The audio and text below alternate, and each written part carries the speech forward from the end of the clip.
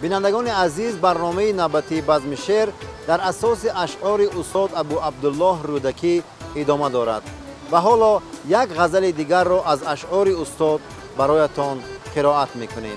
بیاران می که پنداری روان یاقوت نابستی و یا چون برکشیده تیغ پیشی آفتاب استی، به پاکی گوی اندر جام مانندی گلاب استی، به خوشی گوی اندر دیده بی خواب خواب استی. سحاب استی قدح گوی و می قطره سحاب استی، طرب گویی که اندر دل دعای مستجاب استی. اگر می نیستی یک سر همه دنیا خراب استی، اگر در کالبد جان را ندیدستی شراب استی. اگر این می به ابر اندر به چنگال عقاب استی، از آن تا ناکسان هرگز نخوردندی ثواب استی.